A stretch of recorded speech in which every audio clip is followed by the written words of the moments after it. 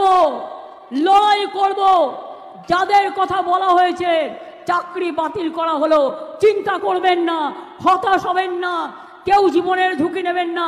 আমরা সবাই আপনাদের পাশে আছি এবং যতদূর লড়াই করার আমরা লড়াই করব। আছে টোটাল রায়টাকে আমরা চ্যালেঞ্জ করছি। তার কারণ 26,000 ছেলে মেয়ে মানে প্রায় 1.5 লক্ষ 2 লক্ষ পরিবার। বলছে কি না 8 বছর তারা চাকরি করেছে, 4 সপ্তাহের মধ্যে সব টাকা ফেরত দিতে হবে। Is it possible? চিন্তা করবেন না শিক্ষক শিক্ষিকারা এবং ছাত্রছাত্রীরা। যখন বিপদে পড়বেন আর কেউ না থাকলেও আমি আছি। এটা কেন্দ্রীয় সরকারের দোষ। তারা বিজেপির লোক দেখে দেখে এখানে বসিয়েছেন যাতে তারা বিজেপি পার্টি অফিস থেকে যা বলে দেয় সেই জবটা তারা করে দেয়। কি করবেন? আমায় সাজা দেবেন, ডিফামেশন করবেন, আমি তৈরি। জেলে পাঠাবেন, আমি তৈরি। কারণ মানুষের কথা বলবার জন্য আমায় যদি শাস্তিও নিতে হয় আমি মাথা পেতে নেব, কিন্তু তবু মনে রাখবেন পরিবার যদি বিপদে পড়ে তার পাশ থেকে আমি সরে দাঁড়াবো না। যাদের চাকরি চলে গেছে তাদের নিয়ে আমার কোনো মন্তব্য নেই, কিন্তু এদেরকে দোকানটা খুলে চাকরি বিক্রি করেছিলেন মমতা ব্যানার্জি, তার সাকরেত পার্থ চ্যাটার্জি।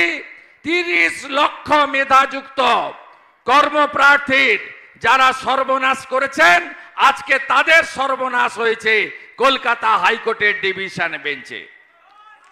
আমি আজকে এই রায়কে স্বাগত জানিয়ে বলবো, আর কি কোনো প্রমাণের অপেক্ষা আছে? তৃণমূল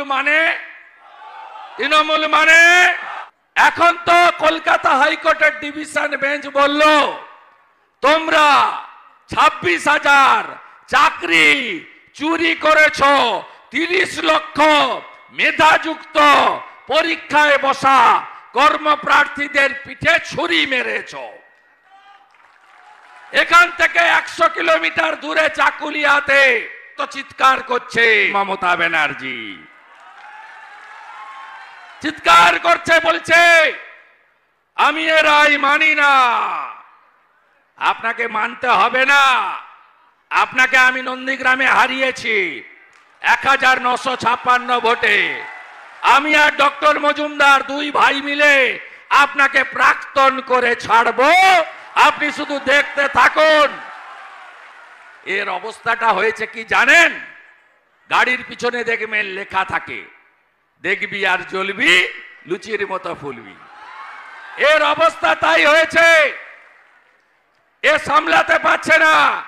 আজকে কলকাতা হাইকোর্টের ডিভিশন বেঞ্চ একটা